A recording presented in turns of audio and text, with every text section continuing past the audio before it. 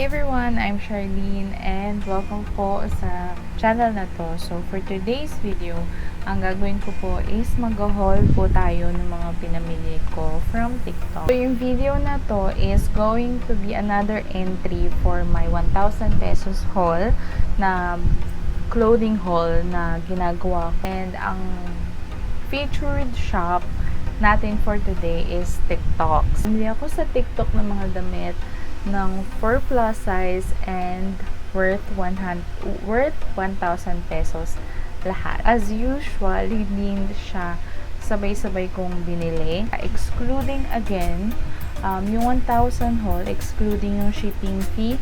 Ito na yung closest dun sa 1,000 na pesos worth ng pinamili. Kasi diba lagi ako sa mga sa Shopee, sa Lazada, sa Zalora, saan pa ba? Basta yung mga 1,000 haul ko na damit na pang plus size, medyo lumalag pa siya ng 1,000. So, ito na yung pinaka-closest. Ipapakita ko na sa inyo yung mga damit na pinamili ko. So, yung first item is itong suot ko. Square neck siya na sleeveless. Pero may partner to, isang top, tapos bottom. Sobrang laki lang nung pants niya, pero maganda siya. Ito siya. Yan. 179 pesos. Coordinates na siya. So, meron lang siyang top, meron rin siyang pants. Super luwag, as in, straight, siya, yung garterized, tapos cotton yung, ano ba to? Cotton yung tela niya. Tapos may bulsa din to, kaya perfect na perfect. Tapos 179 lang. Ang mura, 'di ba? So, tapos sobrang haba din niya. So, if matangkad kayo, perfect na perfect tong coordinates na to. Etong trendy. Pwede pa siya sa mas malaki na size. So, ayun. Yun yun, 179. May mga iba-ibang kulay din to talaga. So, pinili ko lang yung gray kasi feeling ko wala akong gray na damit. Feeling ko lang. So, ayun. Next item na nakuha ko is this one. Ano lang to? Top lang to. From Yanichi Plus. Hindi siya super kasha or hindi lang komportable sa ganong maiksing-maiksi. Pero meron pa siyang available na ibang hanggang 5XL. Pero ang pinili ko kasi large. Kasi minsan kasya sa akin yung large. Minsan hindi. Tapos, eto, yung usual lang naman. Hindi ko alam kasi may mga ganito din yung kapatid ko na kind ng tela. Pero, sa 2XL, maluwag na siya sa akin. Kaya, nag-downsize lang ko. Pero, hindi pala ganun kasha or kasha naman siya. Ako lang talaga yung hindi komportableng suotin yung mga ganitong maiiksi or yung saktong-sakto sa akin. Tapos medyo super crop siya sa akin kaya hindi ako masyadong komportable. Pero ayun, okay lang din naman to if go kayo sa mga ganon.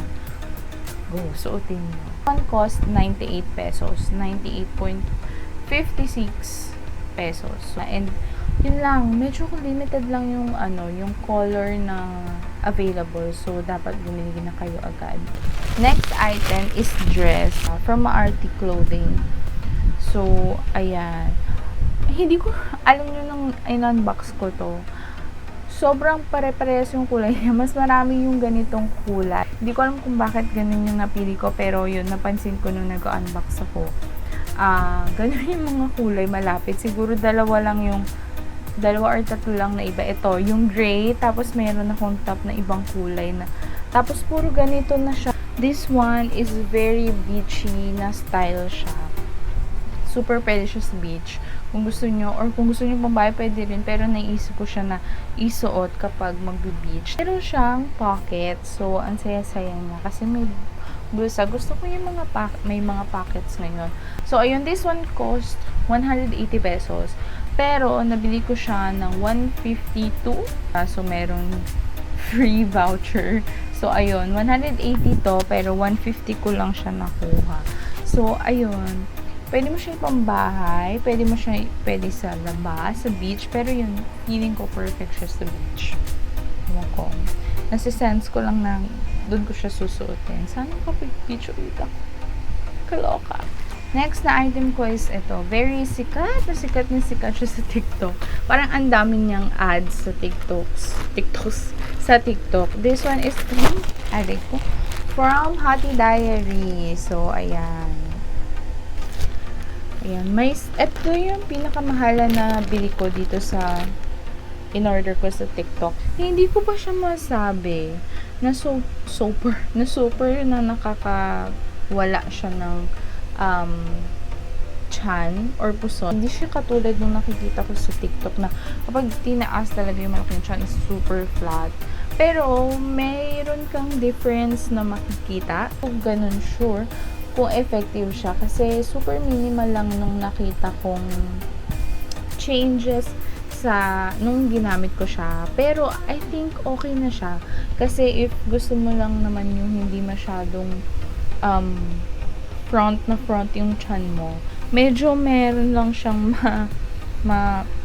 ang tawag dito, if medyo ganyan siya, medyo maigaganyan siya, tapos meron pa rin umubok, hindi ko ma-explain, basta ganun, hindi siya yung super flat na flat. Siguro if hindi ganun kalaki yung chan mo, magiging flat talaga siya. Pero pag katulad sa akin na based ito sa na-experience ko, malaki kasi yung chan ko. Upload ko sa inyo. Malaki yung chan ko, yan. Yun dyan. Dito, tas parang medyo na ganyan lang niya. Yung parang hindi ka lang huminga. So, yun yung effect niya sa akin. Hindi ko alam kung ganun din ba sa iba. Pero yun nga, yung mga nakikita ko kasi sa TikTok. So, pag tinaas mo talaga yung ano nila, flat na flat talaga. Pero kung yung mga dress nga, feeling ko maganda to gamitin talaga under dress. Kasi, yung hindi ka naman na kailangan mag-short kasi ito na yung short mo. Ayan no, kasi pa short yung napili ko sa kanya. Ang size na binili ko is large kasi daw dapat one size down yung yung kukunin mo. I-observe ko pa tong Hati Diaries ito, pero yun lang yung parang first impression ko sa paggamit nitong Hati Diaries. Kasi super, kita ko to sa TikTok, kada scroll ko gano'n, may Hati Diaries na susunod sa mga video. So, ayan, ayun lang yung first impression ko sa kanya. Next na item is dalawang top from Silky Clothing. Ito, tag-isa silang 74.69.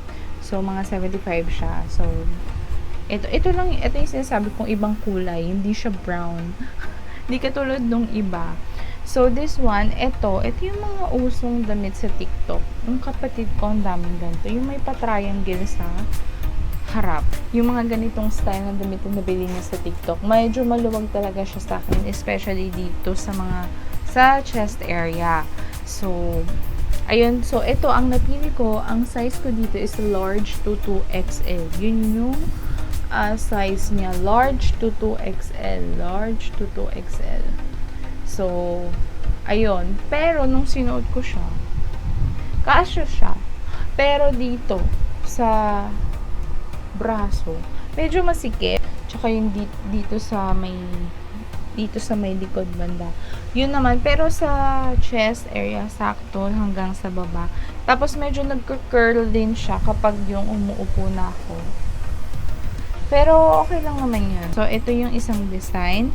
Yung isang design naman niya, ito. Very gandang-ganda ako dito. Itong design niya na t-shirt or non-top is pa ganyan, pa square neck. Gusto ko talaga yung mga square neck. So, hindi naman siya pa-triangle ulit. Ano lang siya, normal na top lang siya. Yung straight. Tapos, may design lang siya na pa ganyan. Pa-straight. Tapos, yung sa neck niya is square. Nasuot ko na nga siya actually kasi very perfect siya. Hindi siya masikip sa akin. Sinsakto lang, wala, normal, ganyan. Pero this one is ang kanyang style is ang kanyang size is large to XL. So, mas malaki yung size nito pero masikip to. Ito, hindi naman. Perfect nga siya. Ito, isa ko sa mga favorite dito. Tapos, maganda kasi yung niya, yung dito niya. Very parang nakaka-social yung tingnan yung style nung cut ng sa neck niya. So, ayan. So, yun.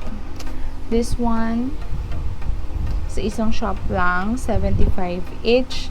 Tapos, same lang din, ganyan yung sinasabi kong design ng tela. Yung anong tawag dyan. Pero, ganyan yung usually yung usong tela ngayon. So, ito, super love na love ko tong top na to. So, ayun, walang sikip, walang keme. Next item is this one, short. Ito, super ko dito, nasad ako kasi hindi siya kasha as in. Nasuot ko naman siya, pero sikip. Super sikip niya. Tapos, ayan o. Ganyan lang siya. Hindi siya kasha lalo dito sa waist. Tapos, hindi siya, parang lang siyang low waist. Hindi siya ko na siya naangat pa. This one is from Taytay RTW bestseller. So, ayan. 46 pesos lang naman siya. So, mura lang naman siya. Siguro, ibibigay ko na lang to sa pamangkin ko kasi hindi siya pwede sa plus size. So, ayan. Ayan. 46 pesos lang siya. So, ayun. Kasya siya pero hindi ako komportable. And, hindi pala siya talaga kasya. Nasuot ko siya pero hindi. Parang pag gumalaw ako mabubulak. Ganun, no? So, ayun. And then, last item is another coordinates. Ito, ayan, di ba? Brown na naman siya. Super love ko tong turn na to. 120 pesos lang to. And, ayan, coordinates siya. Isang top, tsaka isang shorts naman. So, ayan. Dito sa top, super luwag na sa akin. I mean, dun sa chest area, luwag siya. Tapos, tsaka dito sa sleeves. Kaya pwede siya kahit, I think, hanggang 4 or 3XL. Kasya siya. Ayan. Tapos, ayan. Pag sinuot ko siya, mukha siyang super crop. Pero pag sinuot ko siya, takit ko yung hanggang chan ko. And, siguro, kaya ko din nagustuhan kasi, baliktad pala. Yung short niya is for high waist. Tapos, ayan, maganda yung tabas ng short. Yan. Ganyan yung design ng short niya. Basta maganda yung tapos sa likod, may garter. Tapos, syempre, may bulsa. Ayan. So, yan. This one cost 120 pesos. Super mura. Meron ka ng turno. Tapos, ang ganda din ng fit niya. Kahit na maluwag siya dito banda. Pero, carry ngayon kasi maganda talaga yung fit ng damit sa akin. Super siya yung pinaka-favorite ko sa kanila. So, total of 8 items. Lahat ng meron ako ngayon. Ay, lahat ng nabili ko. So, I'm very happy. Ang pinaka-favorite ko dito sa items na nabili ko dito sa TikTok shop is etong order na to, yung coordinates ng shorts at saka itong t-shirt